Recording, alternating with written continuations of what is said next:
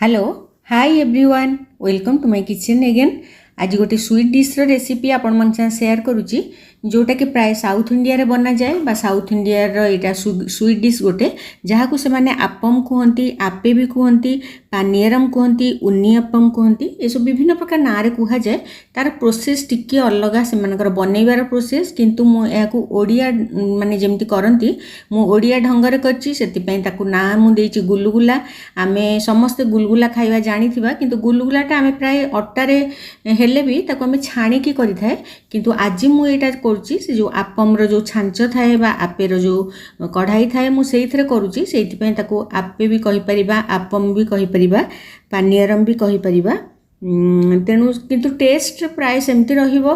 से माने चाउल गुंडरे करथांती चाउल बतुरी की बाटिकी करथांती मु किंतु अट्टारे करिछि टिके नेछि गोलमरिच आ गुजराती टिके ड्राई फ्रूट्स नबा अट्टा मु नेछि 250 ग्राम कहीं मु दुई जनक पई एटा बनैबी। हमर ब्रेकफास्ट रेसिपी भी एटा हेइ परिबो ब्रेकफास्ट हेइ परिबो संध्या रे आपण माने चा संगे भी खाइले बहुत भल लागे। एथिरे मु ऐड करिछि आंब गोटे आंबर गोटे फाळ नेछि आपण माने जदी क्वांटिटी अट्टार बढ़ाई देबे ताले आंबर क्वांटिटी भी आउ टिके अधिका देले भी चलिबो किंतु मु 250 ग्राम अट्टा जेहेतु नेछि सेइथरे गोटे फाळ देछि आंब आउ गोटे कदली छोट कदली देछि प्राय एटा पणस रे से माने करंती पणस आ आंबरे मु आज पणस मो पाखरे थिला तेनो पाचिला पणस सेइथुरु 7-8 कोला पाचिला पणस तार मंजीटा काढी कि सेटा को ऐड करबी।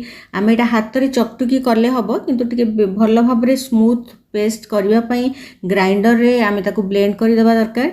तेणु पणस आंब आ कदली आपण चाहिए खाली भी पणस रे करि परिबे खाली आंब करि परिबे किंतु गुलगुला हमर जो हुए सेटा खाली अट्टा गुड़ आउ पानमहुरी रे करा जाए किंतु टिके मु ट्विस्ट दबा पई एटा गोटे नुवा रेसिपी जोटा कि बहुत भल देह पई भी भल सब फ्रूट्स खाई परिबा। एथिरे मु जो गुजराती आ गोलमरिच थी ताकू भी ग्राइंडर रे ऐड करी आउ मिल्क मु नेइथिली 100 ml जति दरकार आपण माने नेबे आ ताकू भल भाबरे स्मूथ पेस्ट कर देबे।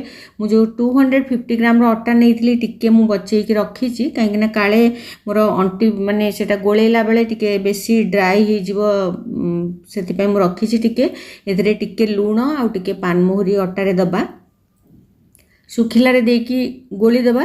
तापरे मो पाखरे सुगर पाउडर थिला मु से पाउडर ऐड करछि जदी आपण मानक पाखरे थिबो मुंडा गुड़ जोटा आसे ताकू आपण माने पानी रे टिके तरळै की बा पानी रे गरम पानी रे पकेई की सेटा को ऐड करिवे। आ जो बाटी की मु पेस्ट रखितली आंब पणस कदली रो सेटा को ऐड करिवा। आपण माने जे कोनोसी स्वीट डिश भी करिवे जोथे फ्रूट्स मिसिबो सेतरे चीनी बा गुड़ रो परिमाण टिके कम देले भी चले सेति पई मु जति की गुड़ देइची मोर टेस्ट करथली मोर ठीक अछि। तापरे लूण टिके मिसिले भी स्वीट डिश रो टेस्ट आउ टिके भल हुए सेति पई लूण भी निश्चय ऐड करिवे।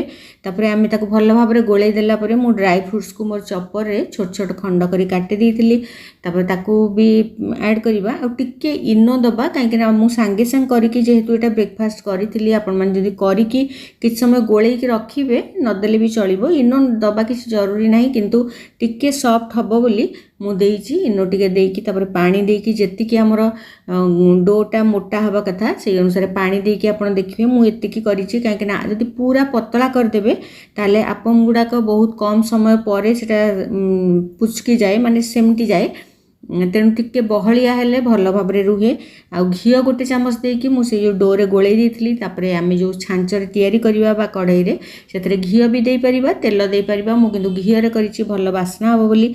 तेणु घियो देला परे आमे डो देला परे आगो टिके फ्लेम को अधिका रखिथिबा तापरे स्लो करि देकी प्राय 5-7 मिनिट भितर मझे मझे देखी देखिकी चेक करिया को पड़े कारण मझी गुड़ाक टिके बेसी बेसी हो जाए आ बहुत कम समय हो जाए। अट्टा रे जेहेतु होइछि जेमती हमर रोटी करिया को कम समय लगे सेमती एटा भी बहुत कम समय हबो किंतु जदि आपण आकु छाणिया को चाहिए आहुरी बढ़िया टेस्ट आसीबो जेहेतु मु कम तेल रे एटा करिया को चाहूतली बा कम घियो रे सेति पय मु एमती करिछि।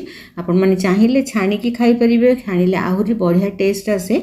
केमती लागिला मोर रेसिपी निश्चय जणैबे। आंब पणस सीजन नेबे चलीछि निश्चय थरे करिकि भी परिवार रे समस्त को खुआइबे।